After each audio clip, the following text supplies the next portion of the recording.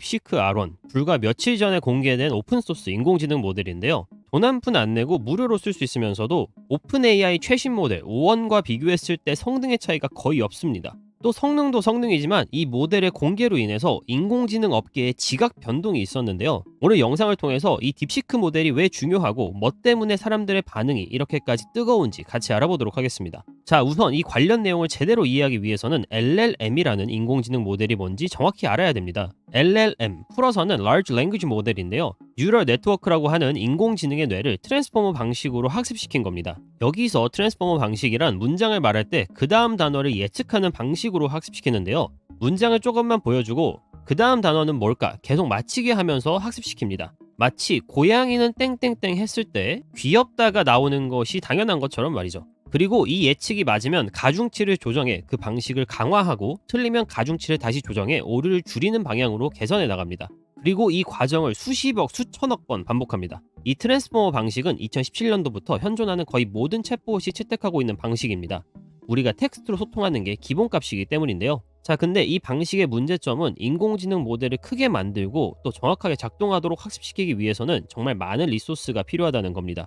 인터넷에 있는 모든 텍스트를 모아서 챗 GPT 같은 인공지능 뉴럴 네트워크에 반복적으로 학습시킨다고 했을 때 필요한 리소스의 양은 몇십 개, 몇백 개가 아닌 수십만 대의 그래픽카드가 필요합니다. 그 정도 리소스로 방대한 데이터를 무작위로 학습하다 보면 문장에서 다음 단어를 예측하는 것을 넘어서 팩트 그 자체를 완벽하게 암기하기도 하고요. 또 논리 문제나 수학 문제도 풀 수 있는 고지능을 갖게 되는 겁니다. 자, 그러면 누군가 이렇게 질문할 수 있겠죠? 이 비싼 방식이 과연 맞는 방식일까? 2022년 챗 GPT가 나온 이후부터 모든 테크 컴퍼니들이 인공지능 업계에서 엄청난 경쟁을 시작했습니다. 누가 가장 큰 모델을 만들 것인가? 누가 가장 성능 좋은 모델을 만들 것인가? 이런 경쟁을 했습니다. 당연하게도 더 큰 모델, 더 많은 데이터셋, 더 많은 학습을 위해서는 상상도 하지 못한 리소스, 즉 수십만 대의 GPU 파워가 들어가야 했고요.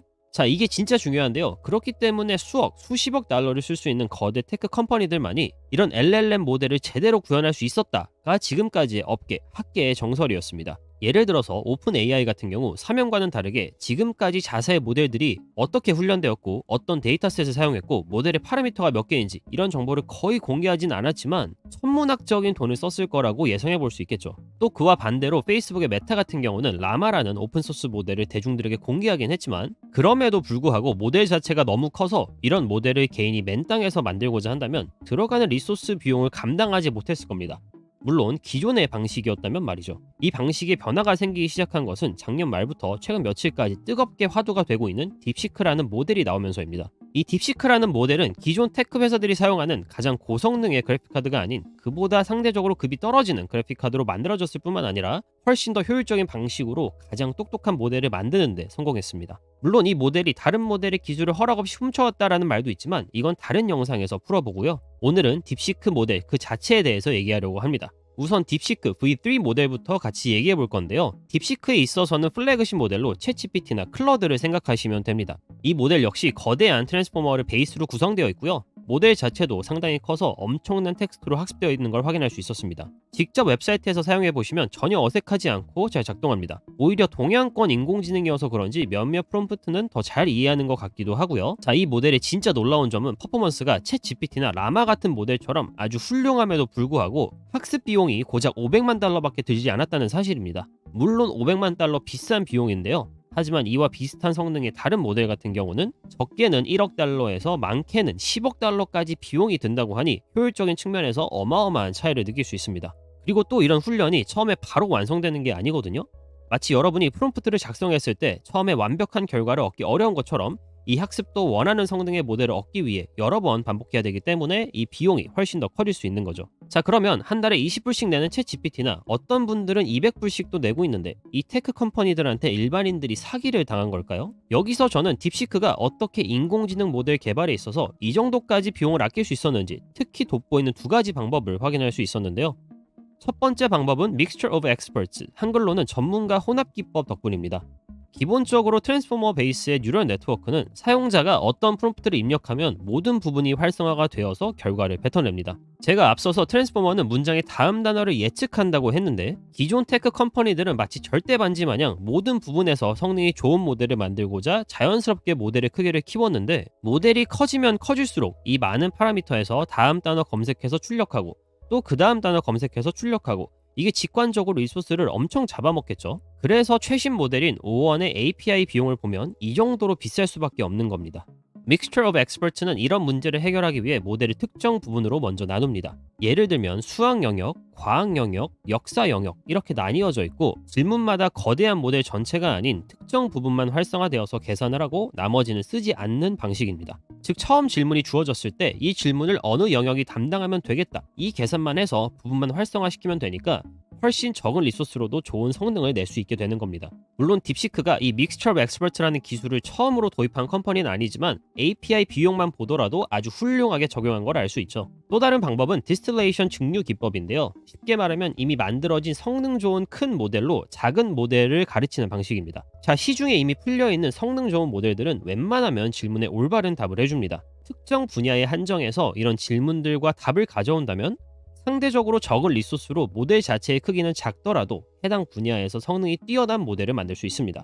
큰 모델, 즉 티처 모델들을 사용해서 관련 질문들을 쭉 던져보고 그 답변을 얻은 뒤 그 답변을 바탕으로 작은 모델, 즉 스튜던트 모델을 학습시키는 거죠. 이것이 바로 디스틸레이션, 즉 지식 증류입니다. 또 이렇게 만들어진 작은 모델은 집에 있는 컴퓨터로도 충분히 돌릴 수 있습니다. 저 같은 경우는 4090 그래픽카드를 쓰고 있는데 8빌리언, 16빌리언 모델들을 로컬에서 구동 가능합니다. 그래서 다음 영상에서는 이 방법도 여러분들께 알려드리도록 하겠습니다. 돌아와서 딥시크는 이 특별한 두 가지 방법 말고도 뉴럴 네트워크 내부적으로 더 효율적인 수학적 연산 방법을 꾸준하게 연구하면서 비용을 획기적으로 절감했다고 합니다. 그래서 이 B3 모델의 벤치마크만 보더라도 추론 능력을 사용하지 않는 모델들 중에서는 가장 최고의 성능을 뽑아주고 있고요. 하지만 현재 모두가 놀라워하고 있는 모델은 다름 아닌 딥시크 R1 모델이죠. 이 모델이 엄청난 이유는 추론 능력인 Chain of Thought 기법이 포함되어 있는데요. 보시다시피 Chain of Thought은 단계별 사고 과정을 의미합니다.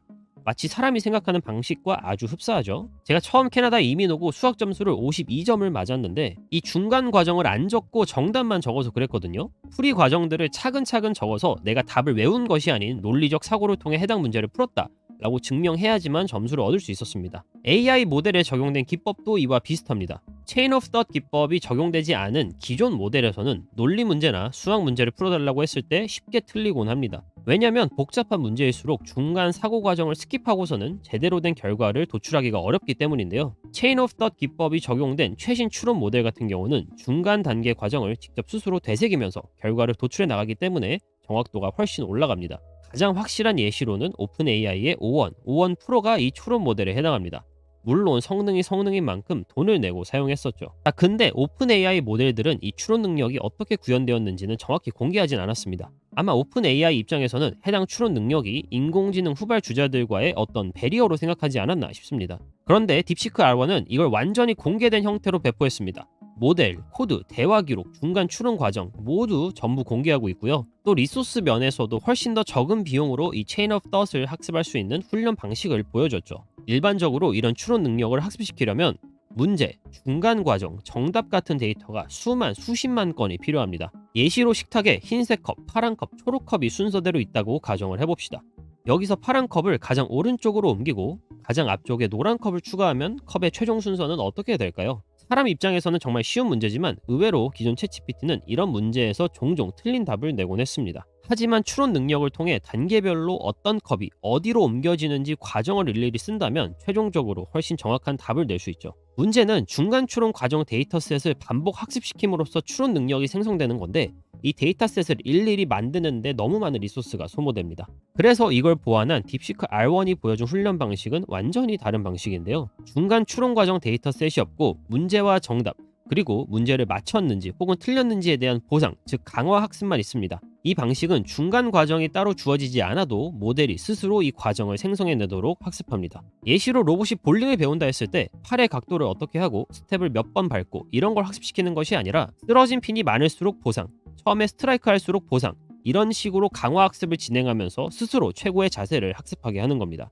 이러한 예시처럼 딥시크 R1의 방식은 모델이 추론 과정을 어떻게 생성하는지 스스로 학습함으로써 적은 비용으로도 뛰어난 결과물을 얻을 수 있게 되었습니다. 따라서 과거에는 오직 몇몇 큰 테크 컴퍼니만이 할 수 있는 추론 과정 훈련을 이제는 꽤 적은 규모의 GPU만 있어도 가능하게 되었습니다. 물론 여전히 딱 내 PC 한 대만으로 훈련하는 건 쉽지 않겠지만 적어도 대학교 연구실 정도 규모라면 충분히 시도해 볼 수 있는 수준에 접어들었다고 볼 수 있습니다. 논문을 보면 단계별 학습, 미세 조정 등 더 흥미로운 내용이 많습니다만 가장 중요한 점은 딥시크에서 아주 강력한 모델을 만들어냈고 이게 모두 오픈소스로 공개됨에 따라서 거대 AI 모델 생성이 더 이상 모노폴리가 아니게 된 사실입니다. 그로 인한 당장의 여파는 주가가 급락한 엔비디아에서 바로 확인해 볼 수 있죠. 물론 다시 하락을 벗어나긴 했지만 딥시크 R1 이후 AI 모델을 만들 때 리소스 문제가 해결된다면 굳이 엄청난 GPU가 필요 없을 수도 있겠다라는 심리가 반영됐다고 봅니다. 또한 오픈 AI 같은 기존의 거대 테크 컴퍼니들은 우리가 가장 최고의 모델을 가지고 있고 그 훈련 방식을 비밀로 한다면 계속 AI 선두에 있을 것이다 라고 생각했을 텐데요. 이번에 완전히 흔들렸죠. 소비자들에게 더 좋은 가격에 더 좋은 성능의 인공지능을 배포하지 않을까 싶습니다. 물론 이 대기업들은 여전히 인공지능 업계에서 선두를 차지하고 있고 리소스 파워가 주는 이점 그 자체는 단기간에 사라지지는 않을 겁니다. 하지만 딥시크의 논문이 발표된 이후 점차 더 많은 모델들이 이와 비슷한 방식으로 훈련될 것이고 기존과는 다르게 더 적은 비용으로도 충분히 경쟁력 있는 모델들이 속속 나올 거라고 생각합니다. 즉 인공지능 분야가 어떻게 보면 뿌리부터 송두리째 흔들린 사건이라고도 생각이 드는데요. 단순히 무료로 쓸 수 있는 인공지능이다. 성능이 엄청난 인공지능이다. 중국에서 만든 인공지능이다. 라는 1차원적인 것을 떠나서 인공지능의 격차 자체가 사라지고 상향 평준화가 되는 그 시발점이 아닌가 싶습니다. 그리고 이러한 새로운 방법, 새로운 연구를 통해 선순환이 이뤄지게 된다면 지금보다 문턱은 더 낮아지면서 월등히 성능 좋은 인공지능들이 개발될 겁니다. 자, 이 모든 것을 실시간으로 목격하고 계시는 구독자 여러분들은 상황에 맞게 더 좋은 인공지능을 알뜰하게 사용하시면 되겠습니다. 그리고 이와 같은 정보들을 AI 노코드 랩 커뮤니티에서 배포하고 있으니까요. 관심 있으신 분들은 가입해서 이용해 보시면 되겠습니다. 네, 제 오늘 영상은 여기까지고요. 영상이 도움이 되셨다면 좋아요와 구독 그리고 알림 설정까지 부탁드립니다. 지금까지 성공지식 백과였습니다. 감사합니다.